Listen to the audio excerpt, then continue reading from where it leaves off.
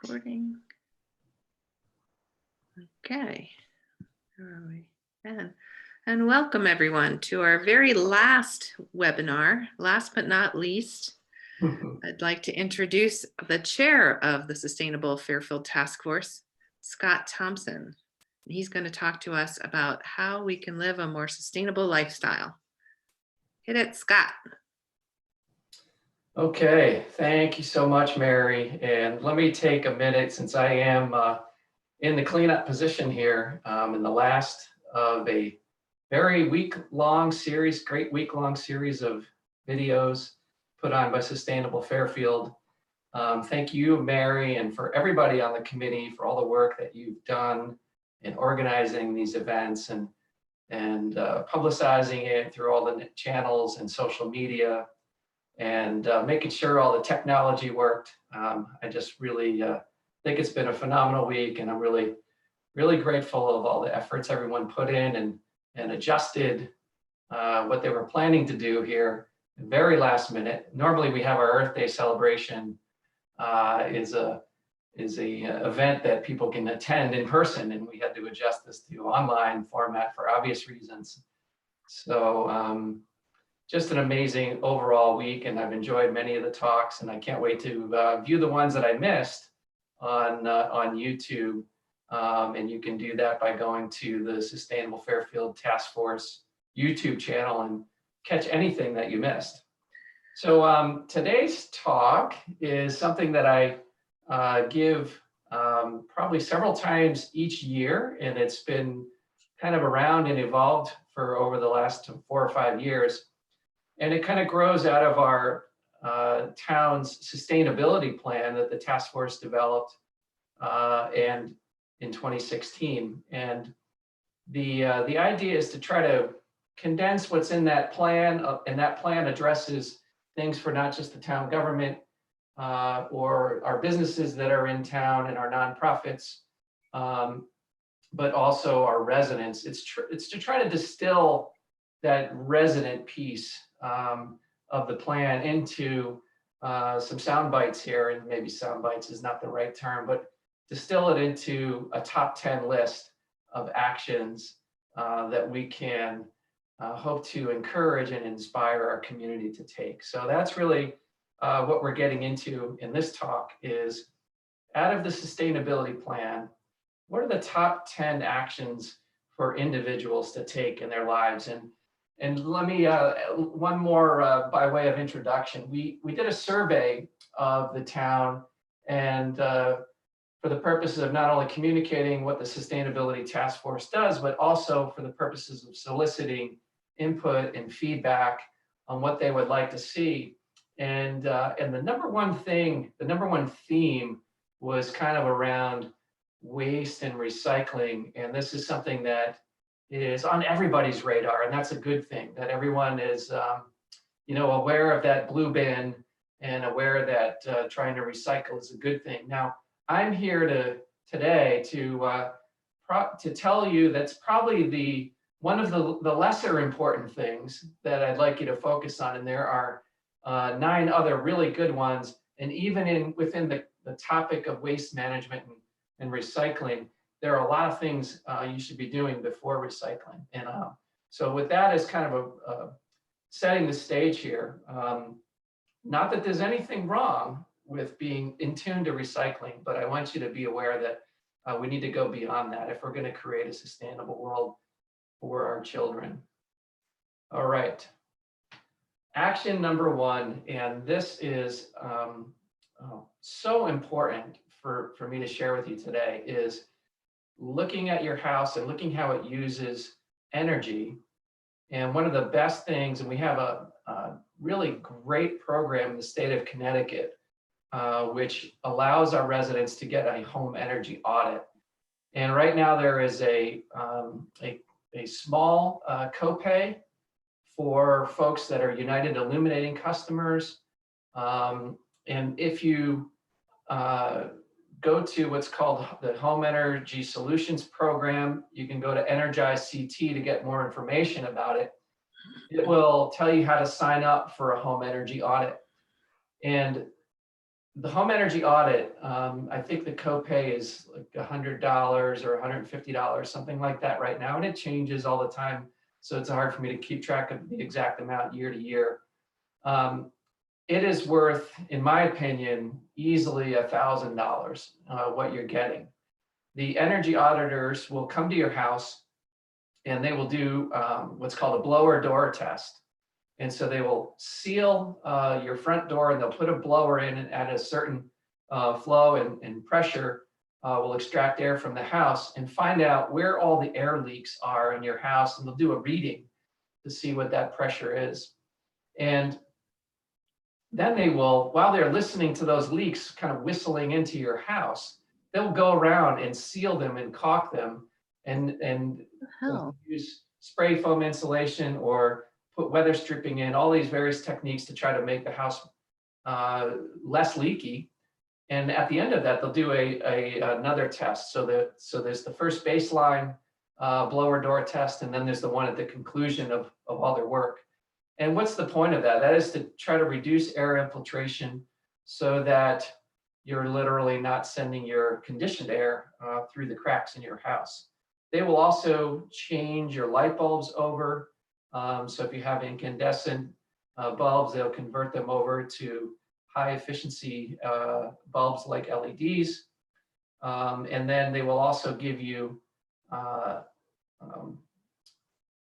they'll give you like coupons and information about incentives for upgrading your appliances or for servicing your HVAC equipment, your heating, ventilation, and air conditioning equipment. And then kind of overall, the best thing about this program, about the service that you get from a home energy audit, is that you'll get a roadmap for future projects for your house. So if you're like me and you live in a fairly in an older home, my home was built in 1970. When I got my energy audit done probably 7 years ago now, it was really, really incredible that I was able to get that roadmap that would kind of lay out the projects that would be good to undertake in my house, and also what the costs were and what the payback was. So I could evaluate, what was the overall capital cost to do an upgrade, like say, for example, an insulation project, but also how quickly was that going to pay back on my electric bills?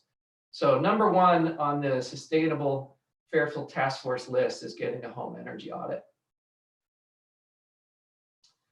Scott, I just wanted to let folks know if they want to ask questions, there's a Q&A box down on the bottom, and just if you type in your question, you'll be able to answer them throughout the presentation.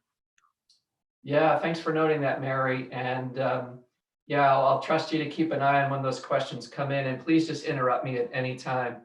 And if you think of questions on your own, Mary, too, please feel free. I do have one question about the energy audit while we're in quarantine. I guess we have to wait until we're out of quarantine to get one of those, right?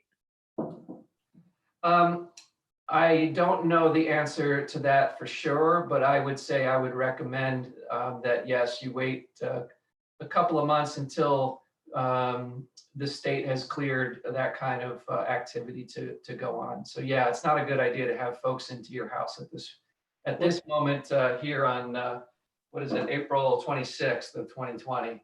So hopefully within a month or 6 weeks, that'll be a safe activity. Well, plus just the blower door, with that just moving the air around like you were talking about doesn't sound like a good idea. Well, that I wouldn't be too worried about, but it would be exposing your family to someone from the outside. It's one thing to have at this point a landscaper to do some work in your yard. It's another thing to have someone come in your house and start touching all your light bulbs and cracking all your, sealing all your cracks in your windows and things like that. So yeah, I would want to avoid that at this point. Hopefully not too far along.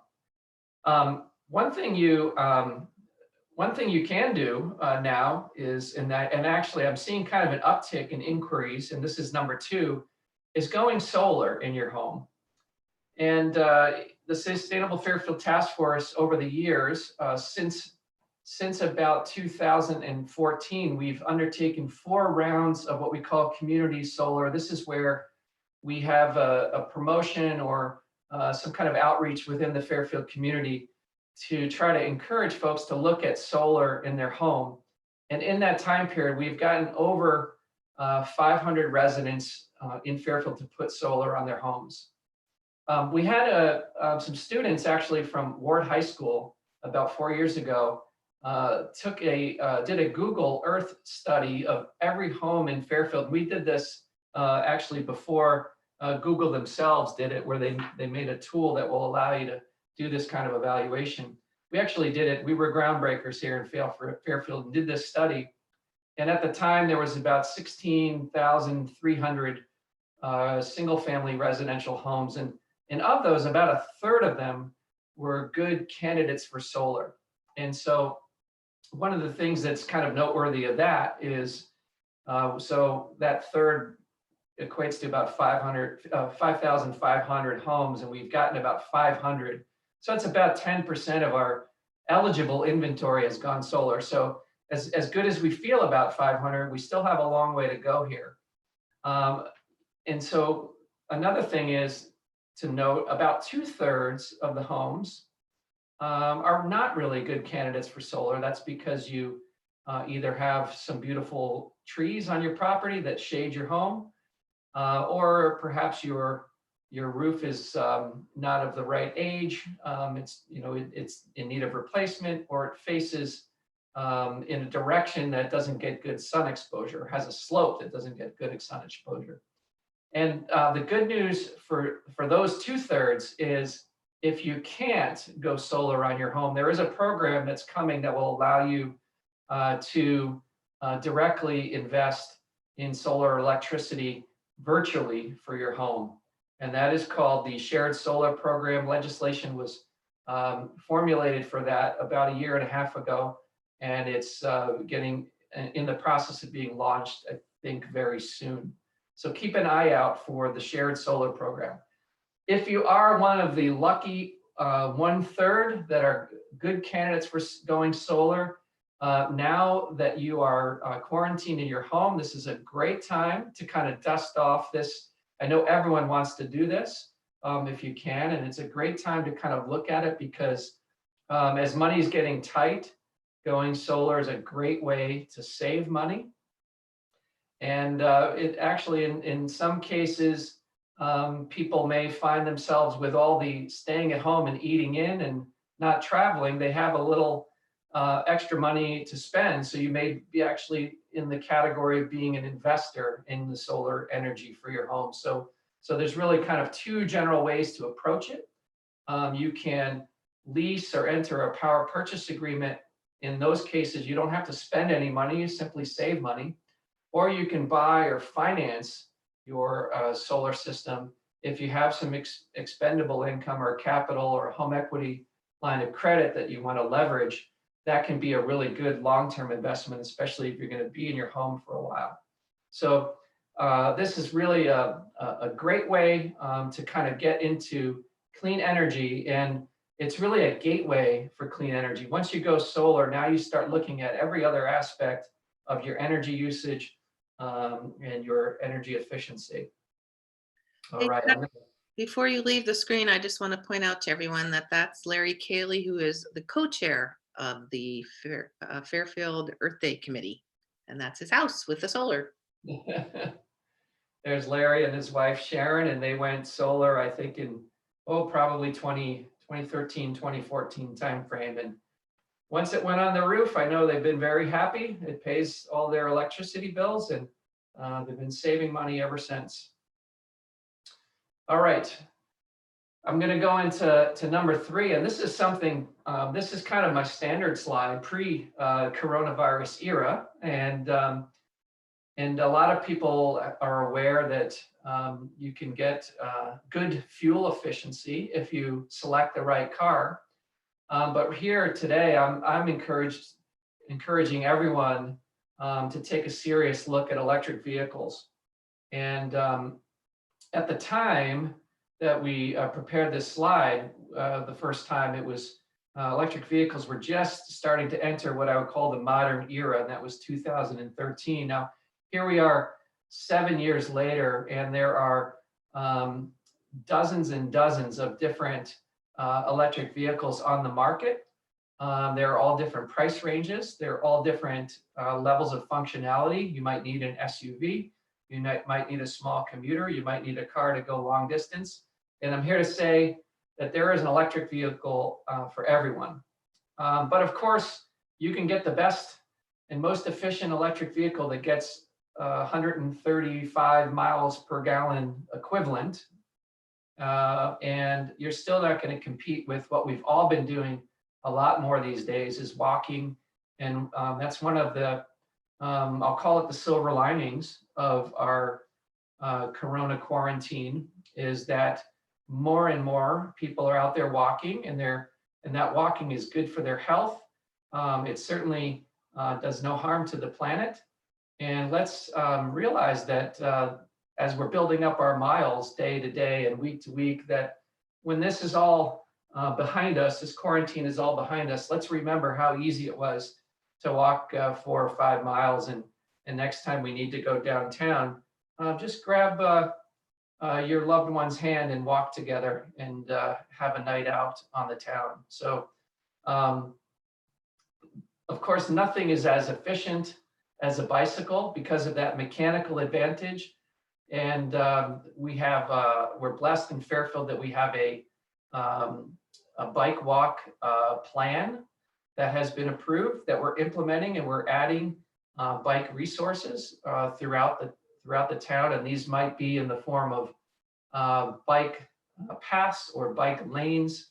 Sometimes the bike path has more of a physical marker, and sometimes it's just really designated on a map, or it might have a bike symbol that shows that it's a bike a thoroughfare.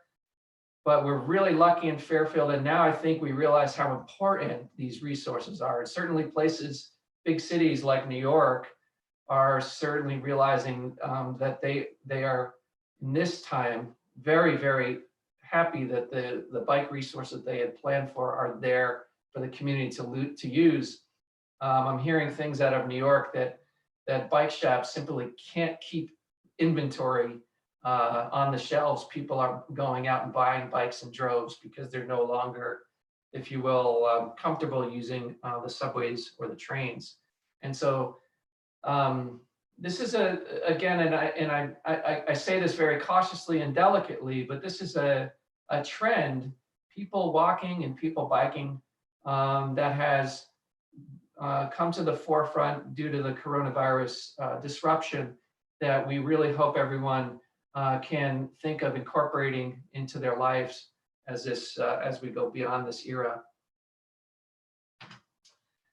We talked about electric cars. Now, I'm not asking anyone to go out and buy a new car if you don't need one. But what I am saying is, if you are ready for a new car, and if it's time, or even a used car, because electric cars are actually very affordable when you buy them used, because all of the incentives that were included in getting the new car are still baked into that used car.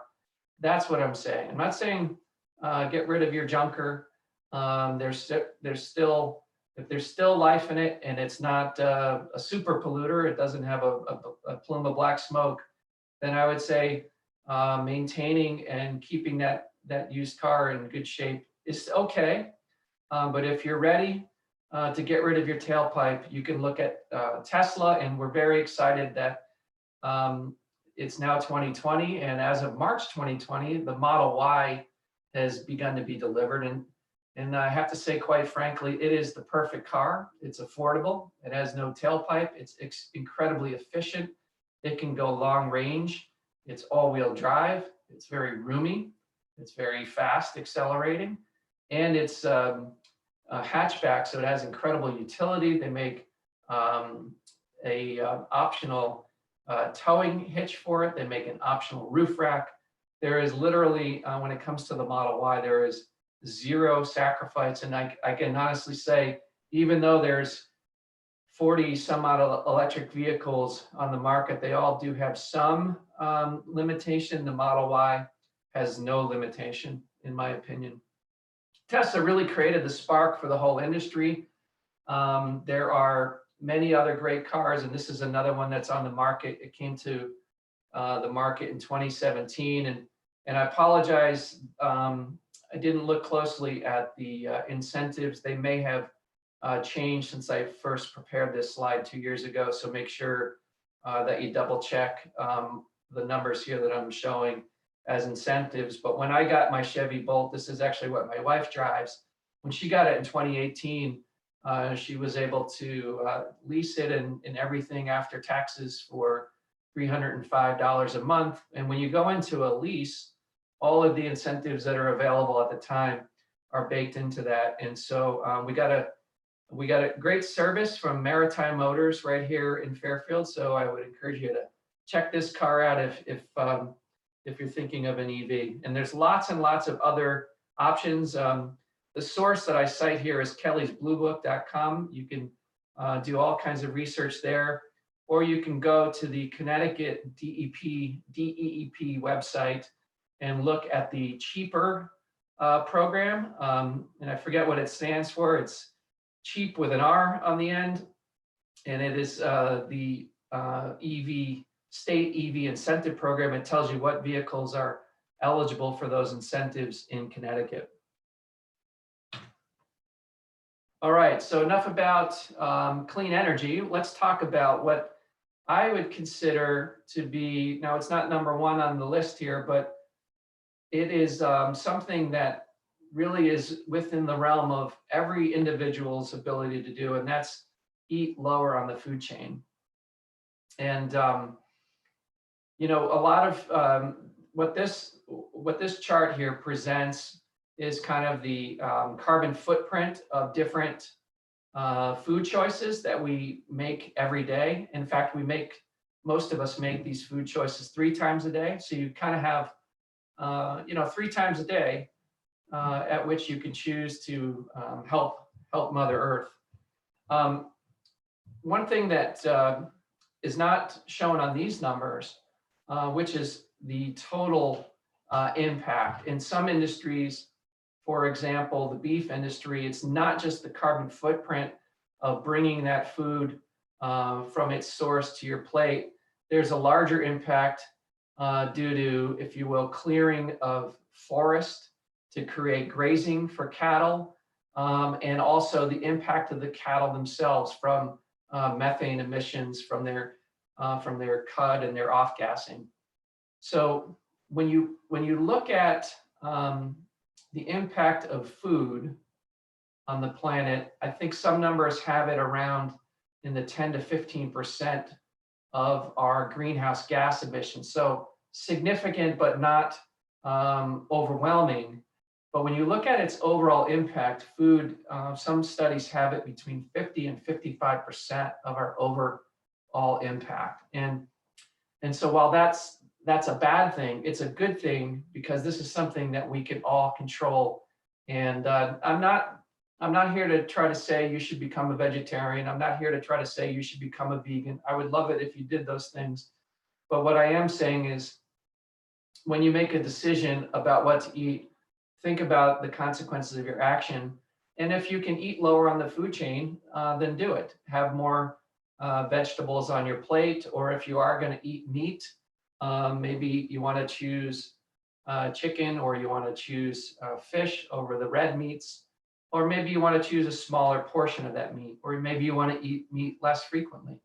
I could tell you one of the strategies that I have employed in my own life is, and it's based on a book that I read called Vegan Before 6. And it's simply this: I choose to eat vegan, or maybe not vegan, but vegetarian for breakfast and lunch. And then at dinner time, my wife's Italian. She likes to cook. There's often sausage involved, or some other kind of meat. and I will eat what's on the plate. So I don't tell her, no, I'm not going to have that. But so often now, we are eating meat, if we do, as a flavoring, as opposed to being the main course. So, so again, this is something that you get to use a quote that's out there: vote with your fork 3 times a day.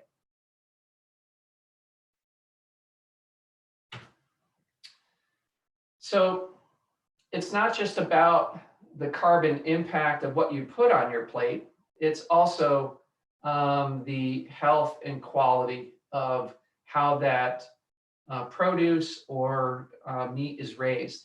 And there's a couple of very important designations for the food that you buy in the store. One of them is the USDA organic symbol. The other is the non-GMO verification symbol. So GMO, genetically modified organisms, these are things that have been modified genetically, so not just through normal plant. There's a word for it that I'm not thinking of that Mary knows, but there's hybridization of the plants. Not just that, but they do it kind of at the gene splicing level. You know, these are things that are just too unknown as to how they affect our planet to create these new species. They're unknown how they would affect our bodies by eating them. So I think we're best to stay away from them if we can. If you go organic, organic is meaning that it's not being produced with chemical pesticides or chemical fertilizers. It's being produced in a way that is healthy for the land that's producing those crops. If it's USDA organic, it will also inherently be non-GMO. And then, so there's the kind of, if you will, the chemical and biological aspect of the food, but then there's also the distance. And this is where we love to talk about the Fairfield Farmers Market. We're very, very lucky to have this during the farmers market season from 10 to 2 on Sundays. And then there's also great farmers markets in Westport and Bridgeport. We would encourage the Fairfield community to check those out. I think the Westport one is on Thursday, and I've heard it's wonderful. My wife has been there a few times. And so when you can kind of combine the, if you will, the health in which the food is raised with the ability to get it local, these are really, really an important and powerful combination. I'm going to again try to relate things to our new reality, which is evolving in our coronavirus situation. It's more and more important that we support our local food systems. And I'm not here to raise any alarms about our existing food system, but I would say that it can only help us to strengthen our local Fairfield food system and our state food system. If you go to the Sustainable Fairfield Task Force website, there are lots of resources on where to get local food. You can go, there are farmers markets, there are CSAs, community supported agriculture, where you can subscribe to become part of that CSA and get your weekly allotment of veggies or fruits too.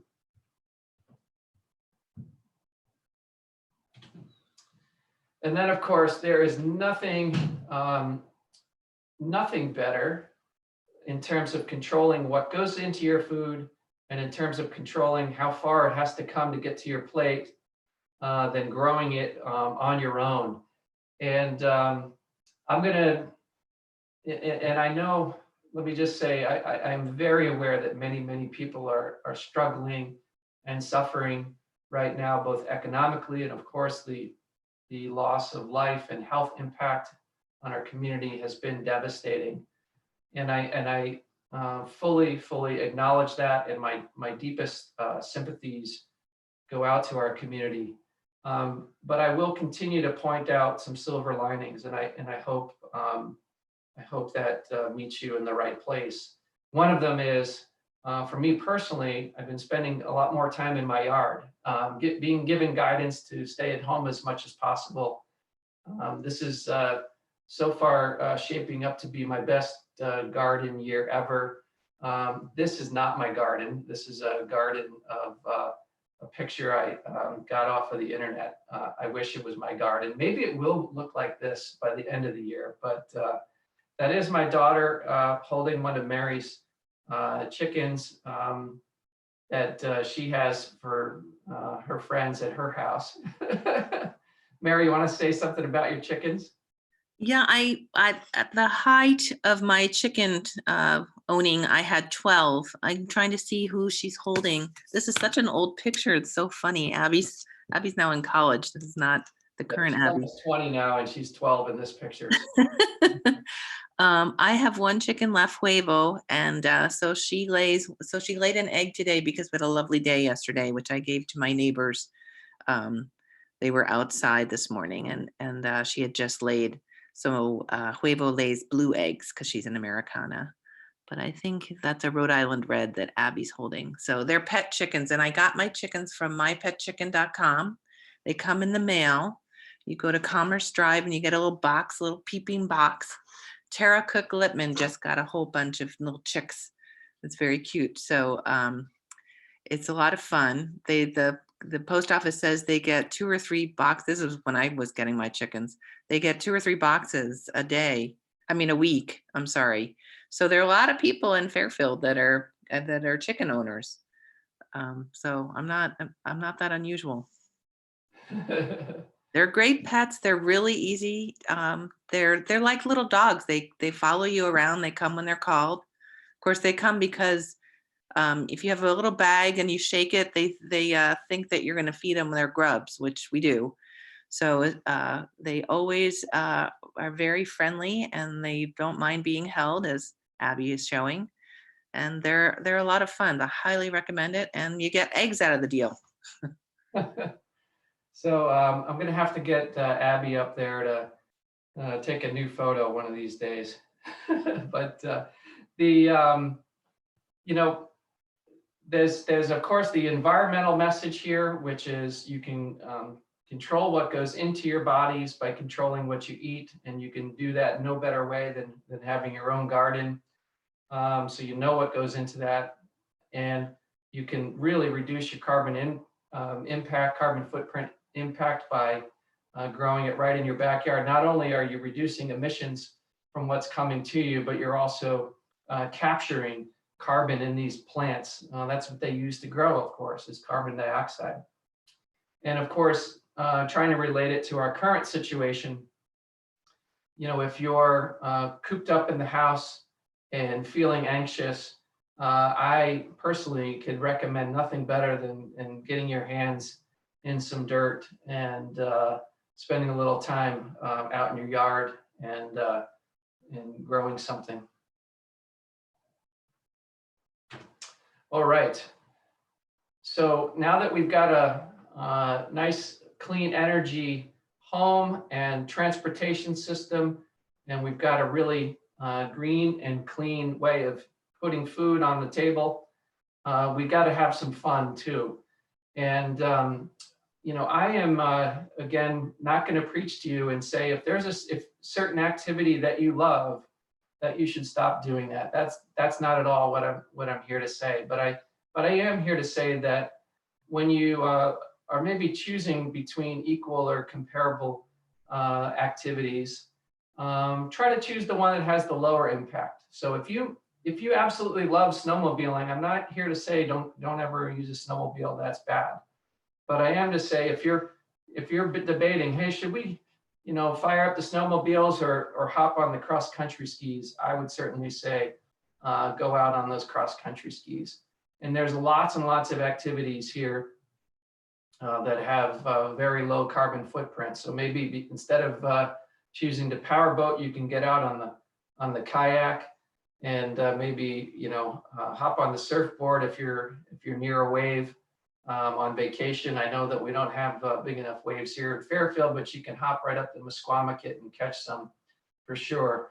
And then, of course, everyone's favorite in in this era that we're in right now is just simply getting out and walking or hopping on the bike.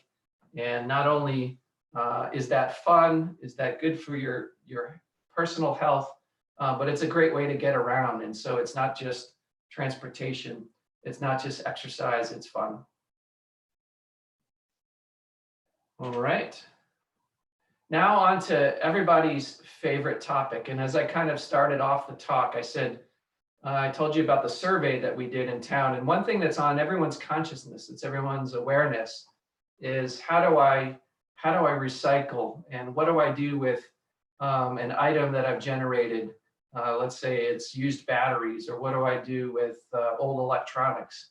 And going through those step by step is well beyond the scope of this talk, but I will again direct you to the Sustainable Fairfield Connecticut Task Force, I'm sorry, Sustainable Fairfield Task Force website, and that's fairfieldct.org/SFTF. And you can go to the website, and we have lots of tips on and resources about how to recycle or manage certain items.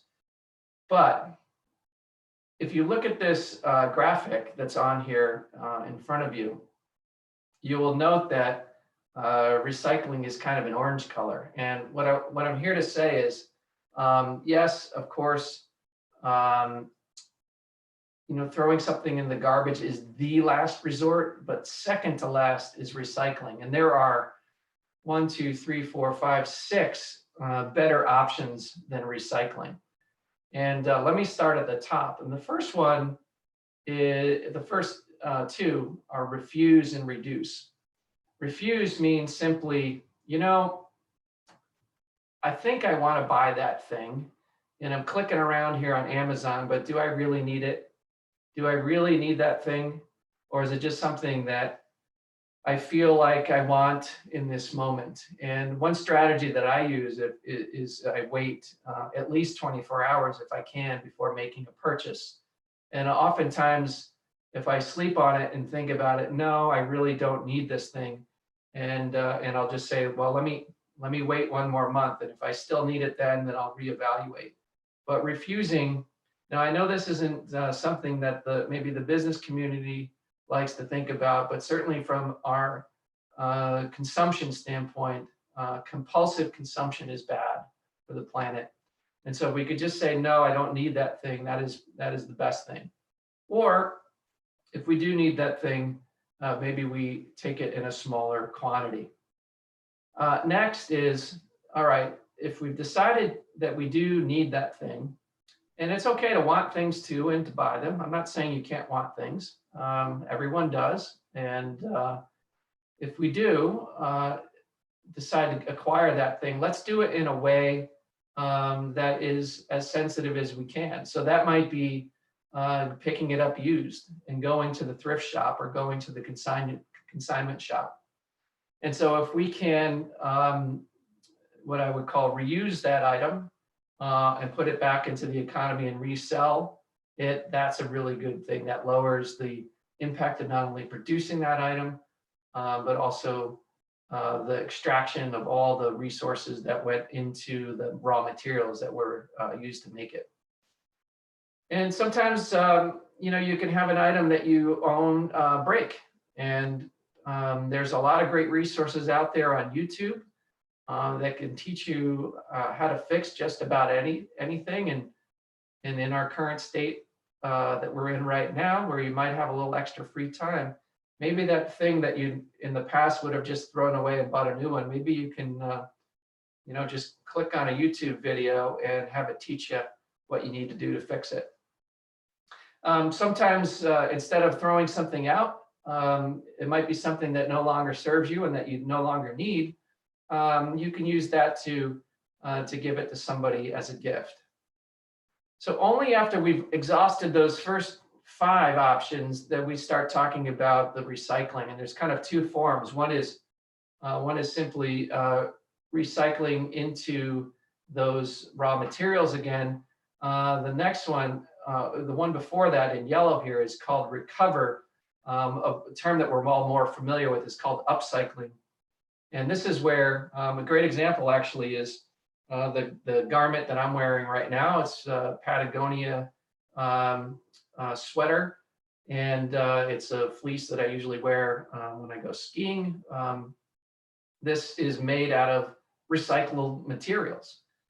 So they literally take plastic and upcycle it into a new product. So recycling is if I took a plastic bottle and made a new plastic bottle, recovering, I'm taking that plastic bottle and upcycling it into an even more valuable product.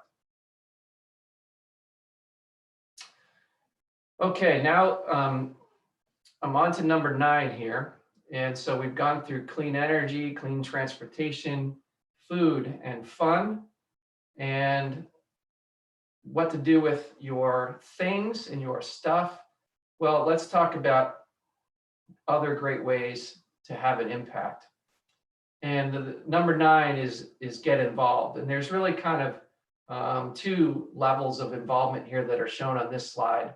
One is local. We're really, really blessed in Fairfield to have some terrific local organizations. Aspetuck Land Trust. In fact, yesterday I was out and I went for a hike in Trout Brook Valley, and I went up to the orchard and saw one of the more beautiful views in all of Fairfield County in that orchard. And we're very, very lucky that that resources stayed open. They've closed the location for any dogs that used to have a lot of dog walking and even had off-leash areas. But since dogs can perhaps cause us to not respect the social distancing requirements, they've prohibited dogs temporarily, but because it's a private facility, unlike the open spaces that are public in Fairfield, which are currently closed, ones like Aspetuck remain open. And many of the state facilities, the state open spaces are open, but some of the more crowded ones now, I heard yesterday they closed Sleeping Giant. Kent Falls is another one that was closed last week. So you have to, before you rush out there and go hiking, make sure you check the status, but most of them are open. Getting involved, and I am involved in Aspetuck as being a member, and I make a financial contribution, allows us to have these places that not only day to day clean our air for us and make sure that our watershed is protected, but now we realize at a time like this how useful they are for us to kind of escape the 4 walls of our house. Mill River. Yeah, I just wanted to point out also the Connecticut Audubon sanctuaries are also open. And the other thing about the dogs is that this time of year, ground nesting birds are nesting on the ground. And so in particular, it's aside from COVID, this time of year, you really don't want dogs in any of the sanctuaries because of that. So those are 2 points. But yeah, so Connecticut Audubon has some wonderful locations in Fairfield, and just across the line down by Southport Beach, over the line in Westport is Smith Richardson, which is an amazing remediated area where it was covered in mile a minute and porcelain berry and bittersweet. They've planted over 3,000 native plants and shrubs, and I highly recommend getting down there to take a look. It's incredible what they've done down there, and the crabapple are starting to pop open, and it's just gorgeous. Awesome. Yeah. Awesome. Another really mentionable local organization is the Mill River Wetland Committee, and they do such great educational programs in our elementary schools. And I guess we're probably missing that this spring, but it'll be back next spring, I'm sure. And then some national organizations.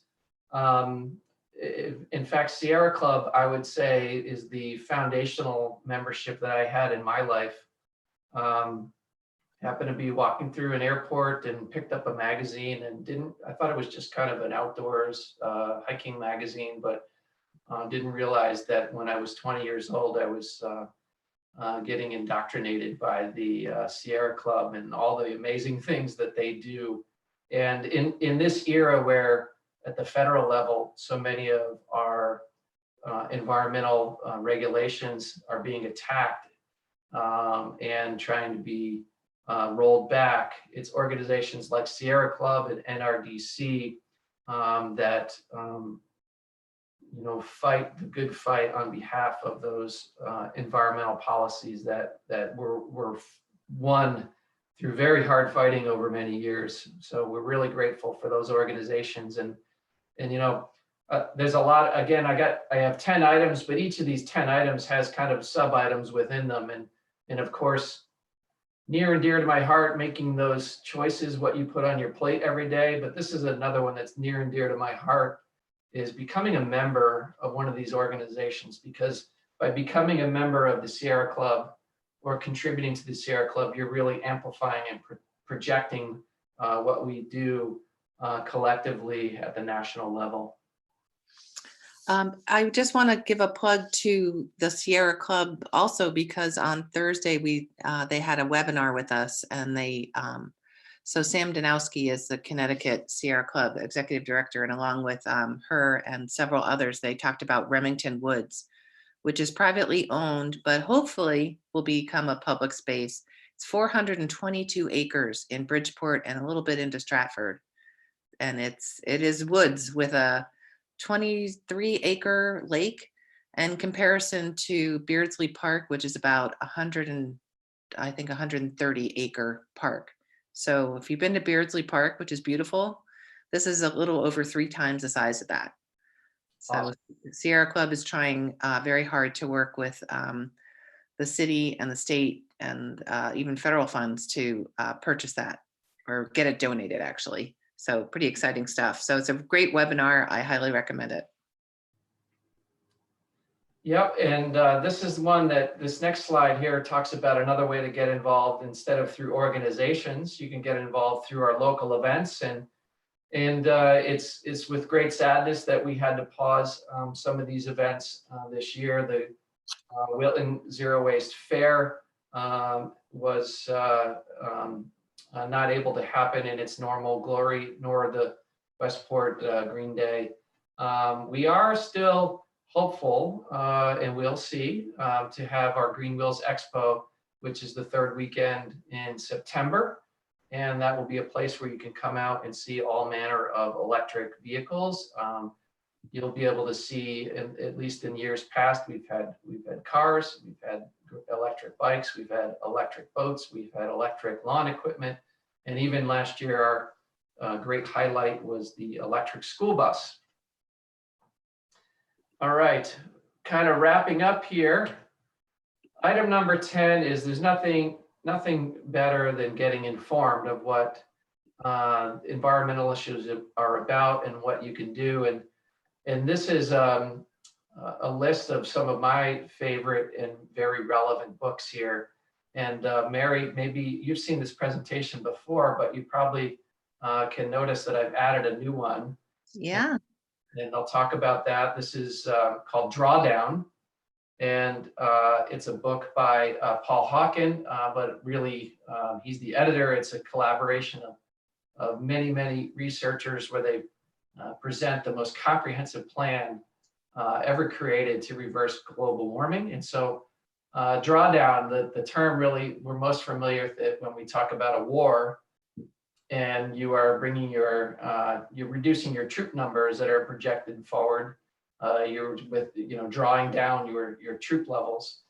Here we're talking about drawdown in terms of the carbon in the atmosphere. So it's an important distinction. It's not just how do we reduce our carbon emissions, but it's also overall how do we reduce the emissions level that are in the atmosphere. So how do we lower the carbon in the atmosphere so that we can reduce the greenhouse effect, so that we can reduce global climate change and the severity and frequency of severe weather. So it's a really great book. It's actually, it's the only one on this list that I have yet to read. It's the thing that's currently on my Nook app, and I'm about a third of the way through, and I'm loving it, and I just had to add it on here. It's a good book. I highly recommend it. Great. If you're into food, there's Omnivore's Dilemma. This traces 4 different meals from beginning to end, and it starts with the American fast food.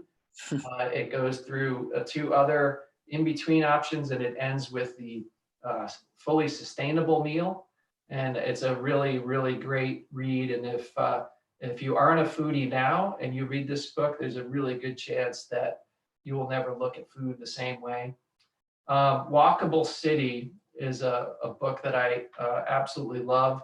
And actually, in my first meeting with our new first select woman, who, let me just say, is doing such a wonderful, wonderful job during our current emergency, we met with her, Mary and I met with her in mid-February to talk about the work that the Sustainability Task Force was doing. And I suggested this book as a great read for anyone that's involved in municipal government, and talks about how if we design our communities around walkability, it can create so many wonderful benefits and reduce so much impact.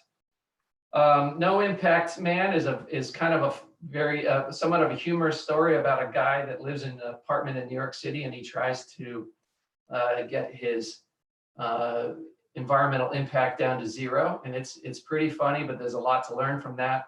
But let me say that the most, I think, noteworthy mention on this list here is Bea Johnson's book called The Zero Waste Home.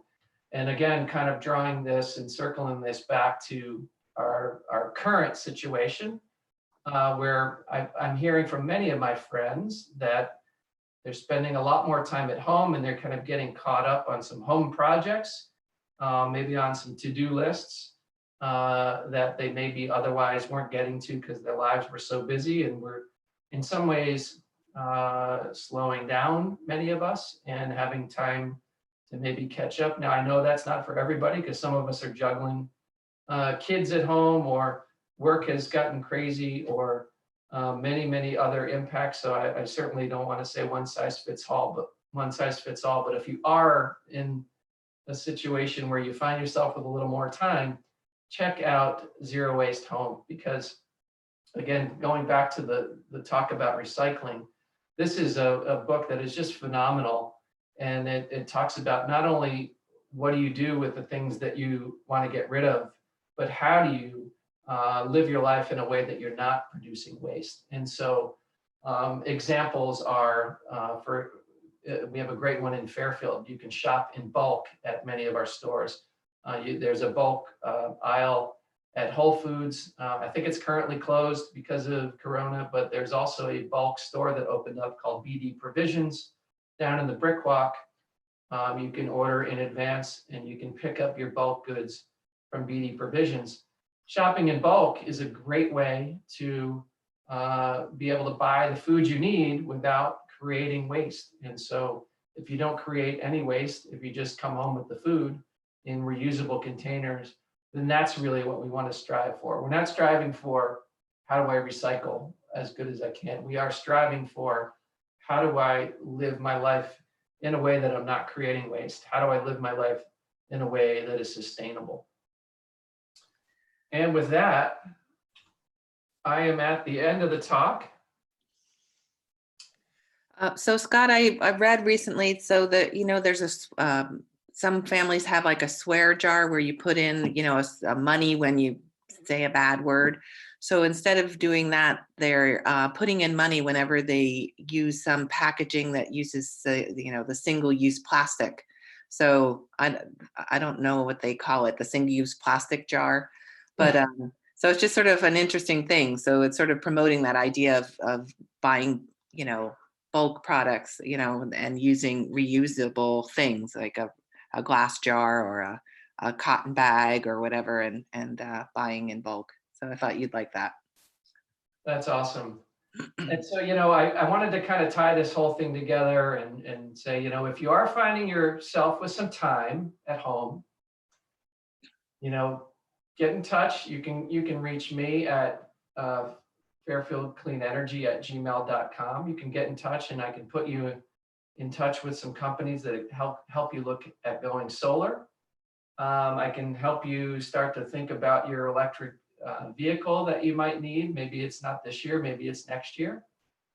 Or if you have time, get out and grow some of your own veggies, or take a look at Bea Johnson's book and look at how there's so many strategies to reduce the waste that we generate in our homes, through the waste that we generate in our lives, and really it's an overall approach to personal sustainability. So just absolutely couldn't recommend that book enough. So if you could stop sharing your screen for a quick sec.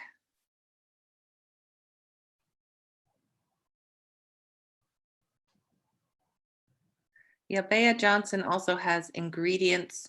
Oops, that's what I meant to do. Hold on. Like how to make your own cleaning things. Oh, look at that. How to make your own cleaning products and so forth. I think there's somebody we know under there. There he is, the forager, the vermicomposter. So this is just, we couldn't get all our Sustainable Fairfield Task Force. How many are on our crew anyway, Scott? We're allowed to have 20. I don't think we're filled out. I think So we currently have 16. We have 16, so clearly we don't have 16. Dustin's hiding on us. Dustin, we would not have our areas, the man of the hour. We wouldn't have our Fairfield Earth Day website without him. In fact, I worked very hard to make sure we didn't have it, and he kept fixing my mistakes, so thank you. What a disaster I was. And Sean, we would not have all our news blogs and everything. So this was such a team effort. It was so amazing. There's Larry down there. Say hi, Larry. Are you on mute? You're on mute. There's my co-chair. So we're gonna have to unmute all. How do I unmute all? How do I do this? I don't know how to unmute all. I know there's a way. We can all unmute ourselves. Yeah, well, you're not doing it because we're all gonna say something together, remember? Unmute. Come on, buddy. I'm unmuted now. Yeah, I did it all by myself in the lower left-hand corner. everybody's unmuted. You hear me? Okay, so this is the very last webinar on the very last day of Fairfield Earth Week. And Esmond and Kirsten are gonna, I guess, speak. Oh, there she is. You remember her from our Camera woman. compost thing. And so we all want to remember that every day is Earth Day. Earth Day. We should have rehearsed. Fairfield button. Thank you all for joining us. There he is. Thank you all for joining us, and hope Way to you'll go, Esmond, looking good. all our webinars. Thank you. Thanks. Thank you, Mary. Thank you, Larry. Thank you, Scott. You're welcome. All right, great. Okay. Guys. Thank you. Thanks, Scott.